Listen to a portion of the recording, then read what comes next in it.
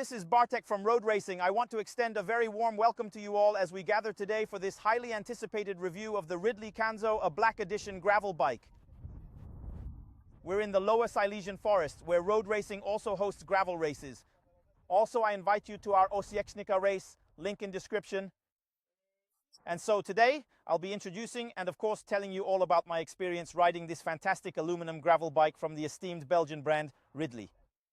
Our tester for today is one of our own cyclists, wchich, a young, strong cyclist from Legnica. Wit, these are your very first impressions of a gravel bike, which is especially valuable as these bikes are often purchased as a first bike. So, how was the ride? Well, to start, I actually own 2 road bikes, and as you mentioned, I don't own a gravel bike, but the ride itself was still really good. The bike is aluminum, you know. Despite that, it handled the bumps here brilliantly. We have a little jump over there. We even managed to capture a shot of it. You'll likely see it from inside the car, showing that little jump. Our cameraman here almost got thrown from the car, and because of this, I rode right over it, and to be honest, I didn't even realize it was there, so it really does absorb those kinds of bumps incredibly well, riding it.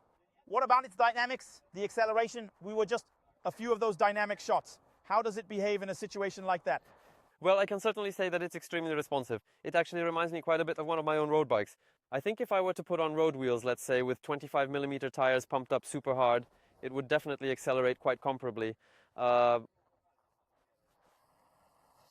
Colloquially. I have to admit, I'd say I had quite similar impressions as well. Yeah. On that note, you also really like the aesthetic of this particular bike, which is in essence quite understated. It's a black satin finish bike with a grey logo, yet it truly presents itself remarkably well when seen in person. Yeah, it's a black matte finish. And as we noticed, it has these cool stem inscriptions. You really appreciate little details like that. The finishing touches. Yeah. Yeah, and the welded joints on this, for an aluminum frame, are actually really well crafted. Honestly, if I were looking to buy a gravel bike right now, and I am seriously considering one for the winter, I really don't want to put a lot of wear and tear on my road bikes with the harsh conditions that come with it. A shame. It's a bit of a shame. So I think I would seriously consider looking into this option. That option. And you got the hang of SRAM quickly too.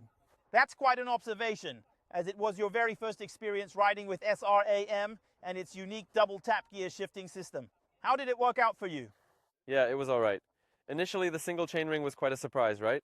Well, I'd never ridden a single chainring before, so it felt a bit unfamiliar not having anything on the left side, but it's very logical. And how was the derailleur shifting? Perfect, just perfect. Here, it's really everything is cable actuated, but here's the thing. It works? It works. Okay. It's a classic drivetrain too. Okay, thank you.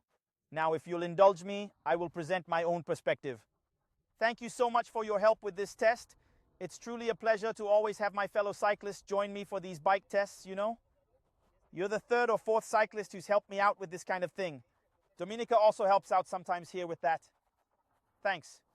Thank you. And now I'll get to the next part of the review, the Ridley KAnzo A Black Edition. The Black Edition is also quite an interesting detail. It's important to know that these bikes, at the very moment we're filming this video, because you might be watching it generally at any later date on YouTube, of course,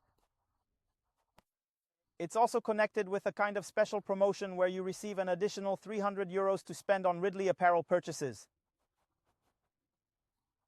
Which is an interesting proposition because €300 today is around 1400 zlotys. That's quite a significant amount. And this is how the manufacturer here, actually rewards the purchase of a Black Edition bike, specifically this very machine. I have quite a long history with the Ridley brand, in fact a very long one. First, I bought my first Ridley back in 2015. It was a Ridley Helium road bike. Later I had a few other models, a Phoenix, a Noah Fast, a KAnzo Fast, and I still have a KAnzo Speed. This is actually my wife's bike. And generally speaking, every Ridley bicycle possesses a geometry that incorporates a definite degree of sportiness within its design. Yeah, that's really what I associate with this brand, Of course, they do have endurance bikes and they make bikes for long trips, but there's always that crucial element of sporty geometry that's maintained. One specific detail that really grabbed my attention as I was analyzing the geometry chart for this bike was the bottom bracket drop. It's not as profoundly deep as some current gravel bikes that are, in essence, adapted for navigating incredibly heavy and difficult terrains. It measures 72 millimeters, so it's a slightly less lowered value than some other bikes, meaning it's not as deep. So what's the outcome? This bike is incredibly lively and dives into corners with remarkable ease. Meanwhile, a greater bottom bracket drop effectively simulates the widening of the wheelbase. However, this isn't the only design adjustment Ridley implemented in this bike regarding its geometry. Here we have extended chainstays, measuring 430 millimeters in length. A rather significant trail of 72 millimeters guarantees stable, enjoyable handling even on challenging terrain. Despite all that, the head tube angle is quite slack. It's a gravel bike, not a CX, that's obvious. And it's this precise blend of characteristics, these parameters, meticulously chosen by Ridley's engineers to construct this bike, that truly creates a fantastic, intriguing, and overall appealing composition.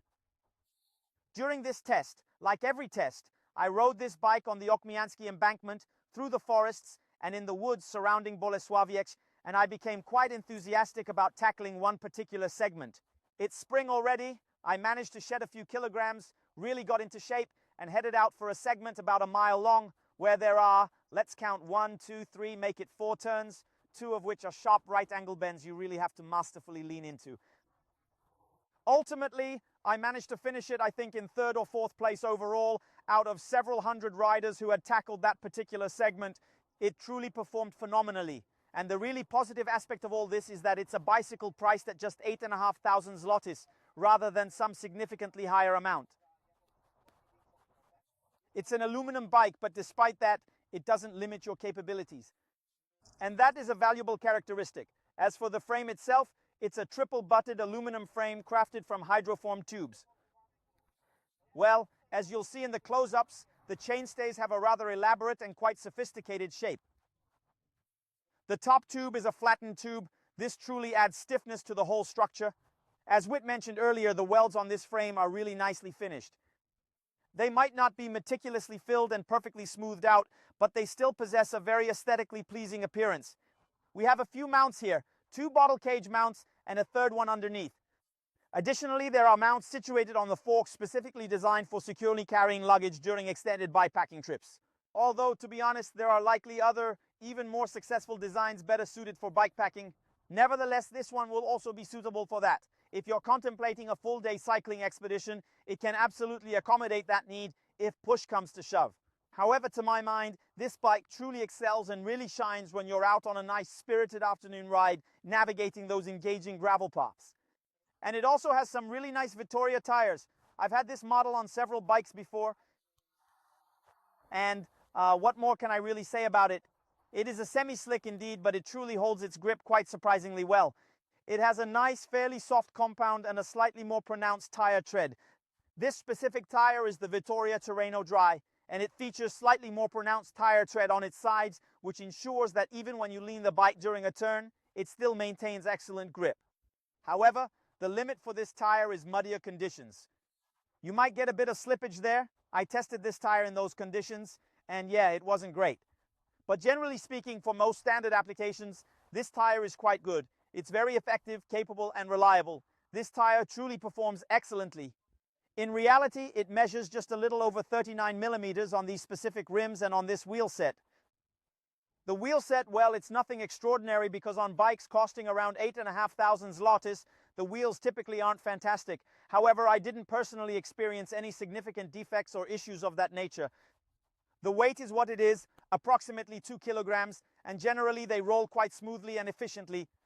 The engagement of the free hub was consistently reliable throughout my testing.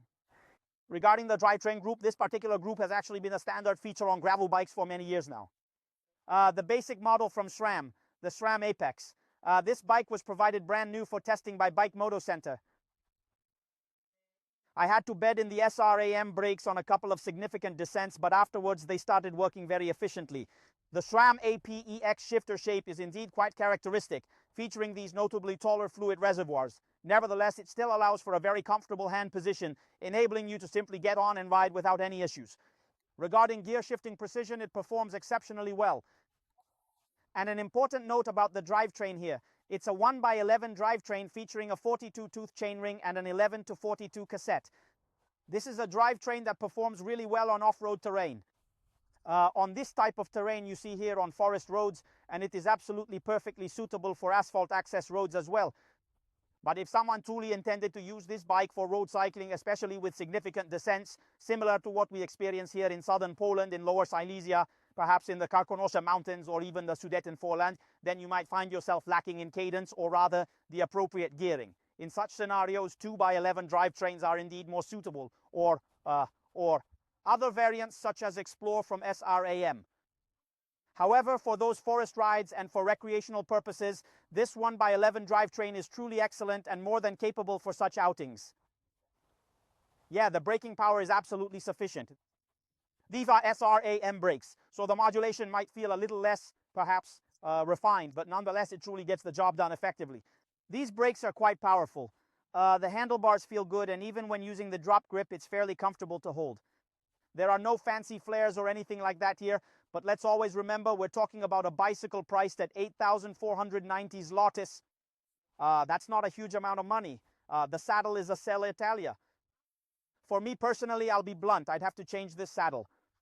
Personally, I don't get along well with Selle Italia saddles. I've yet to encounter a truly comfortable Selle Italia model, even though my cameraman Łukasz is quite fond of them. So please don't consider my personal experience a negative judgment on the Selle Italia brand itself. It's just that this saddle doesn't work for me. I prefer a slightly different shape of saddle. You've seen other companies on the channel, so you know what I'm referring to. So in summary, for 8,500 zlotys, you're acquiring a bike that is perfectly suited not only for participating in group rides and competitive gravel races, but also for simply enjoying a pleasant afternoon spin through your local forest paths or across open fields. This bike offers a ride that effectively dampens bumps and ensures a comfortable journey over varied terrain, making it a versatile choice for any cyclist. These new latest generation aluminum frames are really surprising. I generally ride carbon bikes. In fact, several of my personal bikes are carbon.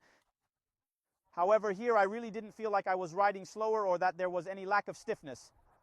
Quite the contrary, actually. Aluminum frames can actually be stiffer than carbon ones. And this bike truly rode incredibly efficiently, picking up speed quite nicely. It weighs 10.7 kilograms without the pedals, without the Garmin mount, and without the bottle cages. That's its real weight, actually, precisely as weighed by us here just before the recording.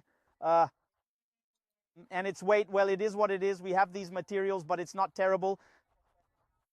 I should point out that the bottom bracket drop on this bike is 72 millimeters, which really gives it a dynamic and enjoyable ride through the corners. That's generally what Ridley is known for. Ridley is a Belgian brand, a brand that has always been very closely associated with sports. It's a very recognizable brand in Western Europe, widely associated with bicycles designed for efficient, swift riding.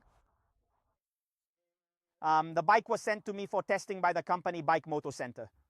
Yeah, the new Ridley dealer in Poland. So whether it's in this paint scheme or a different one, because other paint schemes are also available, I can wholeheartedly recommend this bike to you as an excellent first gravel bike for dynamic riding, or even just for a nice loop in the afternoon. Perhaps not for the most extreme routes, as there might be other gravel bikes capable of accommodating a 45mm tire or even a larger one. Here, the tire limit is 42 millimeters. However, for 80% of its intended applications, especially for Ridley's purposes, this bike is truly faultless. And that's all from me. A big thank you to everyone. Remember to subscribe, hit that like button for the algorithm, and drop a comment down below. You'll catch me in the upcoming productions. Stay safe, farewell, best wishes.